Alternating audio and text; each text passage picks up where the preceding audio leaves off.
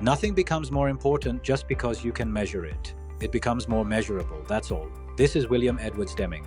Indeed, measuring continuous change will at best be approximation. And we can get better and better approximations of change in a changing quantity at any instant. What Deming said about measurement is quite at the heart of calculus. We will the same discover as we go along. To understand change, we have to measure it. Thus, to know our world, natural and engineered, we measure and decode the changes it lives.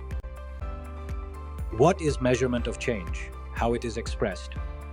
Mathematically, change is simply the difference amount of post and pre-change quantities. By itself, change is a simple mathematical computation. To be frank, it is more of how we express that difference, and what does the difference express, quantify. This difference could be expressed as absolute or relative, exact amount of change or ratio of change to the previous state of measure. The relative change, expressed as ratio or percentage, is more enriching, tells us more about the change. For example, assume something changes by 10 units, absolute measure of change will be 10 units. But the relative measure may wildly vary. For instance, relative change could be 1%, that is 10 by 1000, or 200%, that is 10 by 2. This is a relative measure and intrinsic, it is change in its own terms. Even more insightful would be to know a change that it is expressed in extrinsic terms, such as 5 units per hour, 1 unit per hour, 0.1 unit per kilogram, 0.05 unit per degree rise in temperature, and so on. This is the rate of change, the pace of change.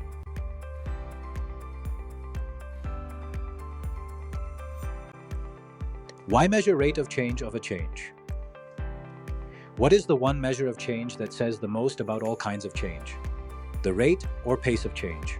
Rate is the meaningful, monetizable, and immeasurable yet characteristic steps in the quantum of change. Why pace is so singularly important? Quite a few reasons. Pace shows the significant, opportunistic relationships among quantities.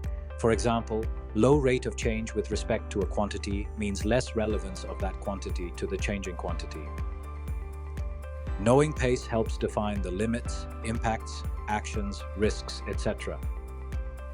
Of change, for example, the circuit breaker is a response to unacceptable rise in current levels in a very small window of time.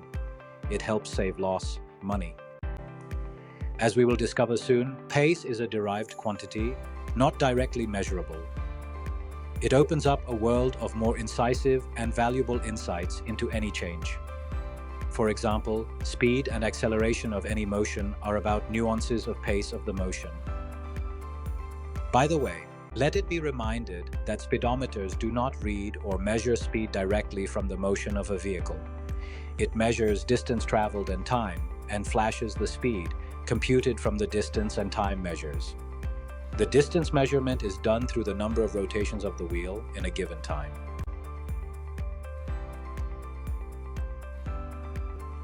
Rate of change is the singularly valued measure of continuous change. The measurement of rate of change is much more demanding for continuous change than for discrete change, for a continuous change is constant only over a very small period of time or any other conditions, and that is a tough measurement challenge of change. But make no mistake, we can only measure continuous change in those very small periods of time or other conditions, for only in such fractional moments can we get a singular value of the change. There is also the challenge of history in continuous change. There is far higher chance of patterns in continuous change. For example, over a longer period of something in motion, we can see relationship between acceleration and speed, even direction, and that is a pattern. Patterns have predictive powers, and that is true in many continuous change situations. In continuous change, the only way to measure the gross change, that is, the quantity of change over a period, is to add up the very small changes. Importantly, the rate of change is also the absolute quantum of change. In that small amount of time or any other variable, if the entire change is split up in the same intervals of change. Measuring continuous change is an imperative, because discrete reading or measurement could turn out to be disastrous for continuously changing thing. For example, a big momentary spike in current can blow up a circuit, and the devices connected in it. Continuous change implies the use of non-physical indirect measures, that is, mathematical or analytical methods. Mathematical is also called analytical because we analyze a situation and create an equation or function of the relationships at work. We then use that function as a proxy for the real relationship in action and see the change as it happens. Rate of change is also a relevant measure for discrete change. Pace of discrete change is mostly direct and discernible. The steps are discrete and episodic. Calculation of pace is rather straightforward and precise. It is the quantum of the steps. Also, there is less relevance of the relationships of discrete changes to other quantities. It is more about the nature of each step, and there is less of overall story. Also, there is less relevance of the relationships of discrete changes to other quantities. It is more about the nature of each step, and there is less of overall story. For example, many of the economic events and government policies and actions are periodic changes. The changes do not bear very close relationship to specific conditions.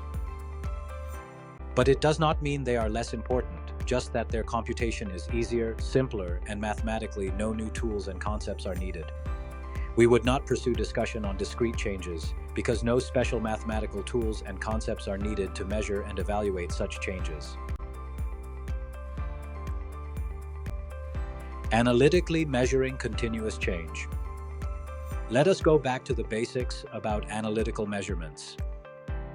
The most characteristic feature of analytical, theoretical, or mathematical measurement of quantities is that such quantities are physically or directly immeasurable, such as speed and pressure.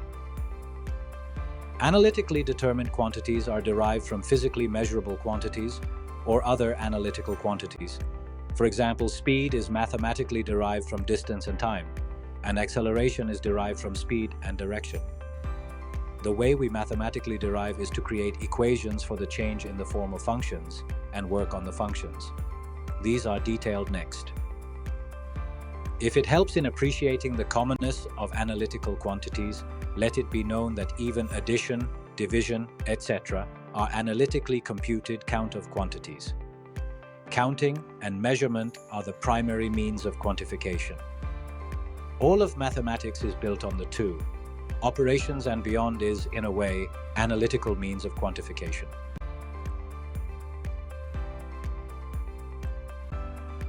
Continuous change may be fast or slow, but we would not know if there a change till we measure it at various instants. There is no other way to detect continuous change. This is also why instantaneous rate of change is the way to know continuous change. We next explore motion, the simplest and the most common experience of continuous change. Thank you. With us, you will master all the mathematics you need. Be good to you, not just others.